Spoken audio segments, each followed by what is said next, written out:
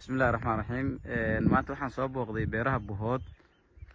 waxaan la joogaa injineerkii beertan gacanta ku hayay. Injineer soo dhow beertan warbixin naga sii. aadan nuurow aad iyo aad baa mahadsan tahay. beeraha Buhood ku soo dhowow degmada Calcade. beeraha runtii waxaa la aasaasay sanadii 2019 dalagyo kala duwan ayaa saaran. system drip irrigation la yiraahdo ayay ku cabtaa beertu.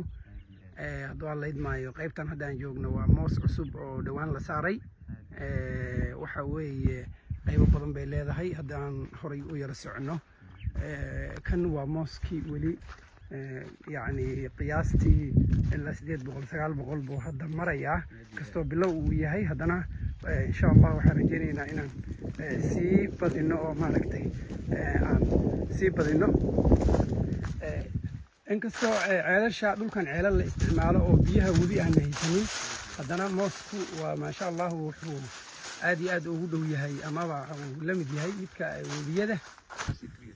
marka aadanow hadda waxaan soo gaarnay qaybtii yani liinta ay ka baxaysay liintan waxaan ku qiyaasayaa tirada lamarkeeda rasmiga hadda ma hubo laakiin ilaa 150 ilaa in ku dhow 200 waxa weeye noocyo badan bay kala leedahay liintii aad taqaanay oo liin Soomaaliga ahayd noocyo kale ayaa ku jira oo liin balmeelmadi ah orange ayaa ku jirto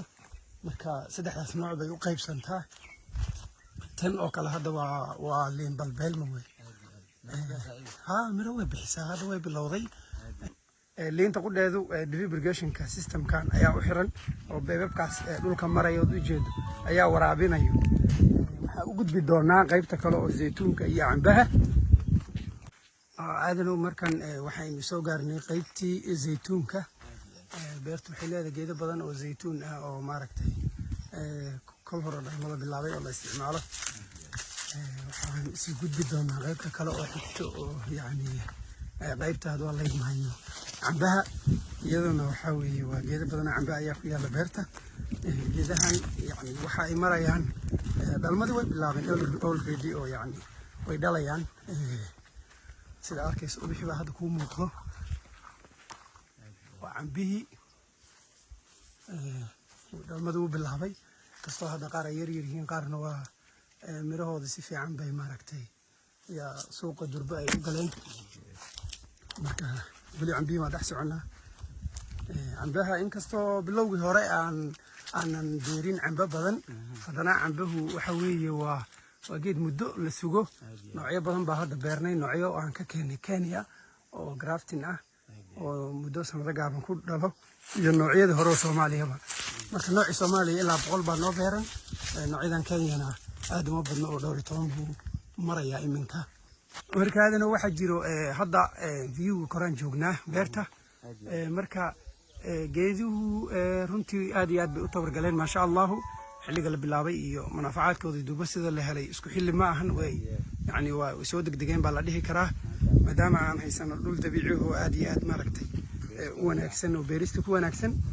qaybo badan baa jira iyaguna oo qaybaha maaragtay ay ka baxayaan qudaaraha yararka ah sida barbaroonigii kabsartii basashii adeegyada yararka ah oo 3 bilood la ahaa waxa xusid mudan markii hawshan aan bilownay in beero badan deegaanka dadka ay ka sameeyeen oo maaragtay arinta ugu muhiimsan in lagu la dayday oo maaragtay dadku ay wax qabsanayaan oo ceelal qodanayaan oo maaragtay haddii alla idmahayo beero ay sameeyeen dhamaan dhowr 10 beerood oo cusub ay ku soo biireen beerta intii la sameeyay waxa kale oo xusid mudan oo sii mari doontaa haddan ku marin doonaa qaybta solar system-ka oo beertu 3 sano oo la soo dhaafay ay ku cabeysay oo laga gudbay yani in maaragtay shidaal iyo qarash la isticmaalo ma rajeenayaa inaan mar kale soo booqatoon aadna maadaama hadda safar aad tahay oo sii socoto